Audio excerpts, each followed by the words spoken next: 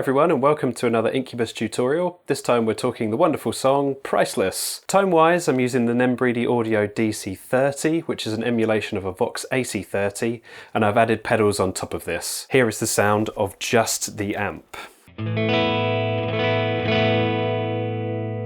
So as I go through each part of the song, I will say what pedals I'm using to get these tones. So let's dive in. Let's start with the intro and the chorus riff. For this I have my trusty TS9 Tube Screamer on, and it's set with a drive at about 1 o'clock and the level is about 12 o'clock, so it's pushing the amp just a little bit just to make it break up a bit more, and the tone is at 2 o'clock. So we start up on the 5th fret of the low E string and we play that once before playing the open E string, and as soon as we have struck that open low E we immediately play the 3rd fret on the A string and the 4th fret on the D string together. I like to use my 3rd finger at the 5th fret so that my 1st and 2nd finger are already in the right position to come down on the 3rd and 4th fret. We then play just the 5th fret low E and don't play the open E before playing the 3rd fret A string and 4th fret D string together again, this time with a different strum pattern.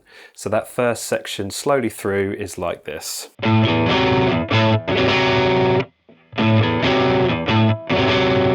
Then we have a hammer on from the 3rd fret A string to the 4th fret A string.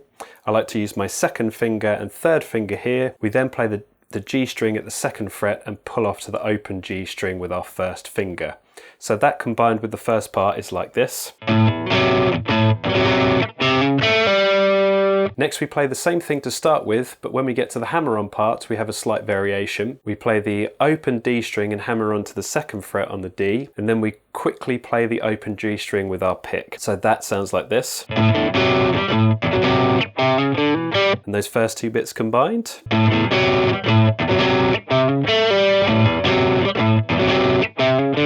So after we've played that variation of the hammer-ons, we play that first part again once more, and then we finish with this. That last little part is a slide from the 2nd fret to the 3rd fret on the G string, and as you slide you play the open high E string with your middle finger, or I play it with my middle finger on my picking hand, before picking the 3rd fret G and then pulling off to the open G string. So,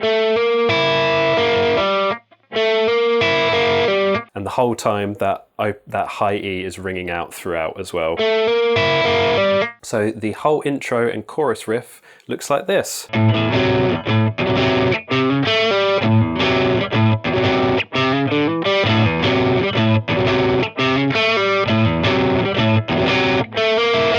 Now we move on to the verse riff.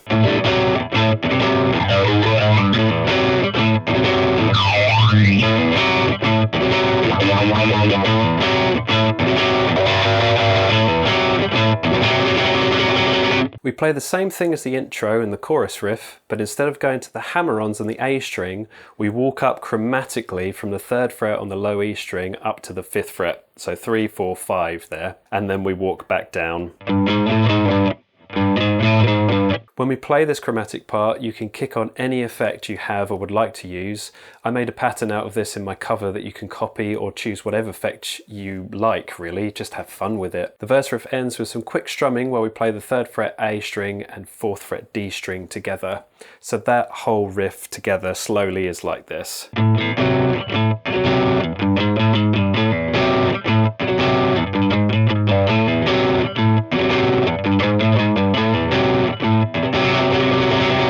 Moving on to the pre-chorus riff, it sounds like this.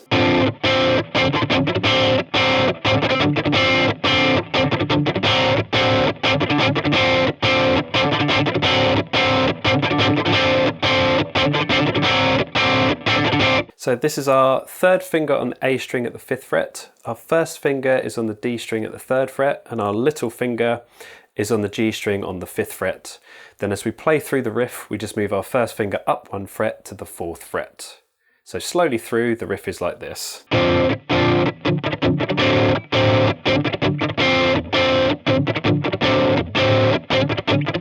So as you can see, those last galloping strums are palm muted and it gives that extra rhythmic quality to the riff. Now from here you would go back into the chorus riff and kind of play the whole thing round again through the verse and everything else.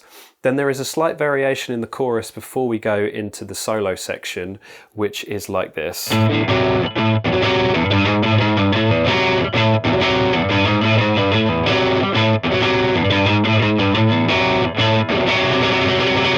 So it's the same as the intro and the chorus, and combined with kind of the verse riff as well, and then you finish on that fast drumming section again. Then all the instruments break out and you've got that kind of Kilmore noise that comes in with Ben before the solo part. And the solo is like this. I'm going to kick off my Tube Screamer, I'm going to put on my compressor, and we actually start with, so that is just the open G, B and E strings with the Gonkulator on. You don't have to do this. I've seen videos where Mike doesn't bother doing this because you're going into the most difficult part of the song, in my opinion, with this chicken picked part. So you can add that or not, but that's how it starts. And then we've got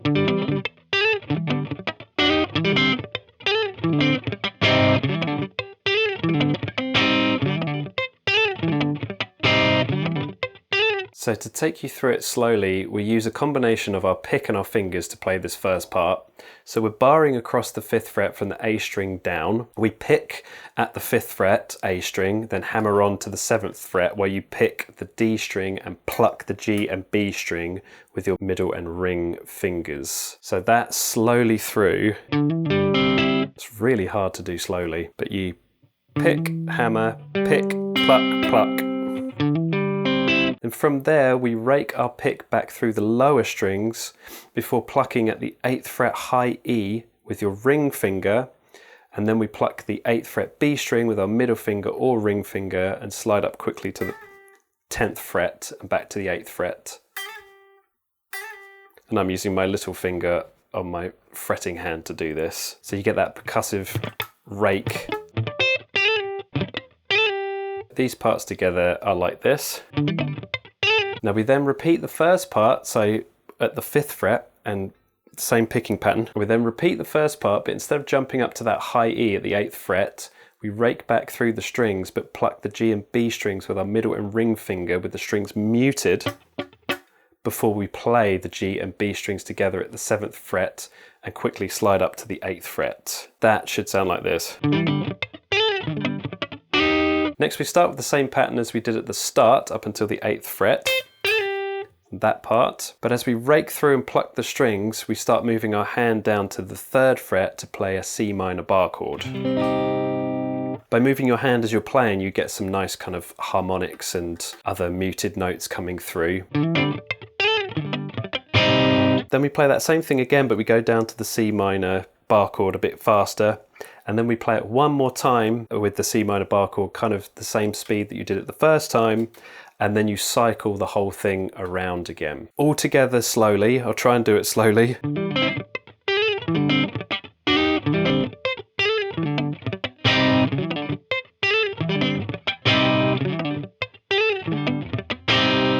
Play that whole thing around once more, but we only play the C minor part twice before we finish with some fast picking on the B string at the 8th fret.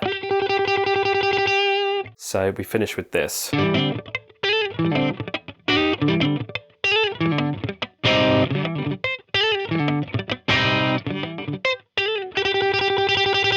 So that last part, instead of going back to the C minor there, you just finish on the fast picking at the 8th fret. Now still with the compressor on, I'm kicking on a Big Muff fuzz pedal, which is actually a bass Big Muff, but it works fine on guitar. And I'm also combining that with a Tube Screamer just to give a bit more high end to the sound so it's not really low and fuzzy. So if you have one, definitely give the fuzz a go. If not, some decent distortion will do, something that has a good sustain. And we slide up to the 12th fret on the high E string before sliding up to the 4th and then the 15th fret with a percussive note in between. And then we slide back down from 14 to 12 to 10. And then we hammer on to the 12 before playing the B string at the 10th fret. So I'll play it without any of the effects to start with so you can hear what's going on. So it's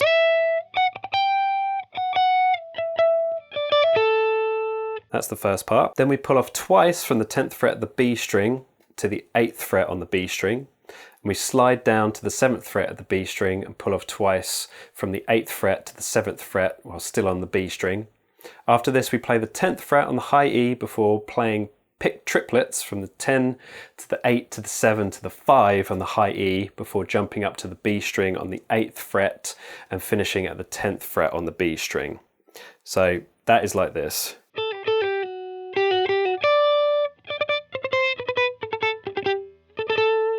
So all of that combined.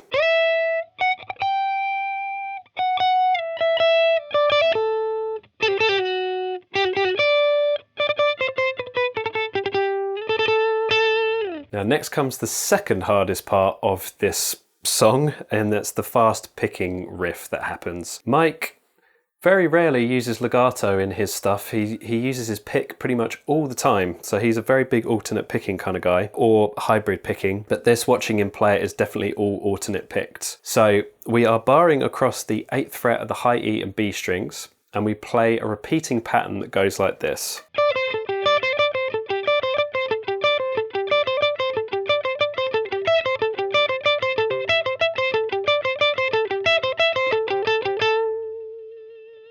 So the pattern is as follows. You start by picking the 10th fret of the high E and then the 8th fret of the high E before doing the same on the B string at the 10 and the 8. So then play the 10 and the 8 on the high E twice before going down to the B string once. So repeat the double picked part on the high E again and back down to the B string, and then the whole thing repeats. So we've got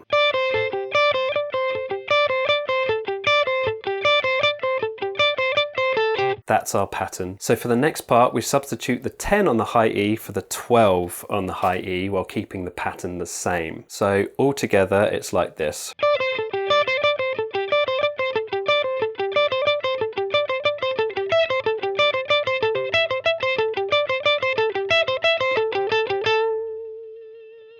Then we finish on, so 10, 8, 10, 8, 10, 8.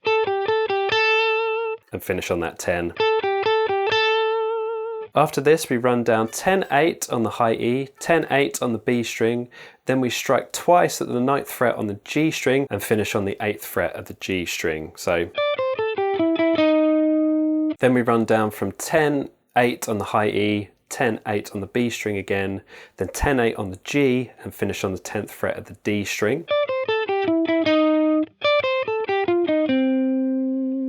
Finally, we have a chromatic run from 11 down to 8 on the high E string, across all the strings until the A string, where we play the 8th fret twice before sliding down to the 6th fret to finish the run. So that's like this.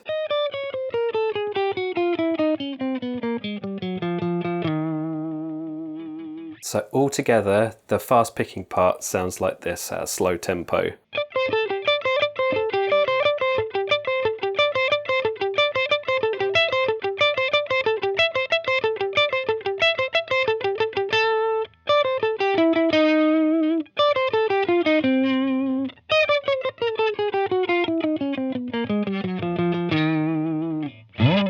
And then we slide out of that before going into the very final, it's like a breakdown part, but I kind of lump it in with the solo section. Now, let's put the effects on and let's see if I can do my best to actually play this at full speed.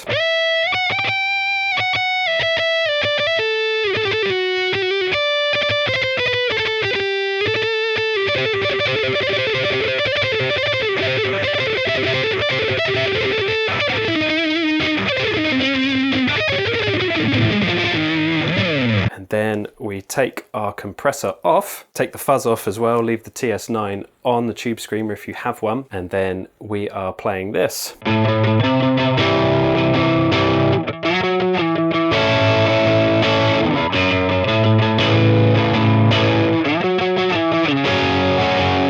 So we play the low E at the 5th fret 3 times before playing the 8th fret on the low E another 3 times. Then we play the C major triad. So we have our little finger on the low E at the 8th fret, ring finger on the A string at the 7th fret, and your first finger is back on the D string at the 5th fret. Then we slide up to the 9th fret on the A string and play that 3 times. Slide down to the 7th fret on the A string and play that 3 times before playing an A major bar chord. So we have this.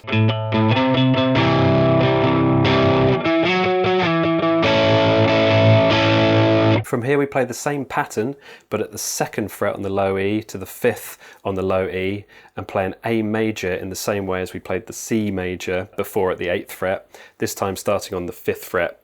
So you've got 5th fret, 4th fret with our ring finger on the A string, and 1st fret is on the 2nd fret of the D string. Now this is the only chord that I'm not 100% sure if it's meant to be major or minor, so versus...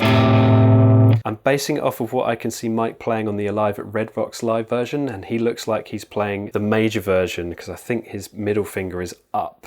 So I can only assume he's playing the major version, not the minor version, but it's really hard to hear, so I guess make your own mind up on that one. Have a listen and see what you think sounds better. So then from this position, we travel up to the 9th fret again and play it 3 times. Back down to the 7th fret and play that 3 times before finishing with an F sharp minor bar chord. So both parts together are like this.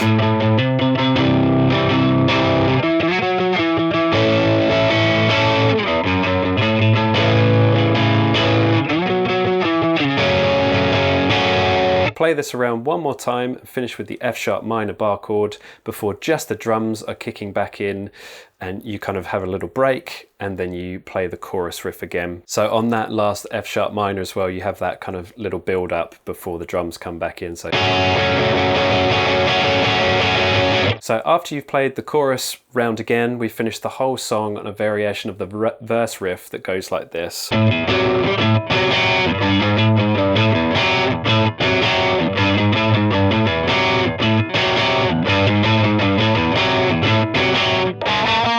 So as you can see there, it's the same as the verse riff, but instead of that extra little sort of triplet strum, you just have more like stabs, da-da. And then the very last bit that I'm playing with the Gonkulator on is open G, 2nd fret of the G, 3rd fret G, back down to the 2nd and open again. So that's how it sounds without the Gonkulator, with the Gonkulator. And there we have it. I hope this makes sense, as it's quite tricky to talk about individual notes of a solo, especially that chicken picking part and the fast run as well. So I hope that all makes sense. Go back and watch it at a slower speed if you need to. If you enjoyed this video, you may also like the tutorial that is on screen now. Thank you for watching, and I'll see you in the next one.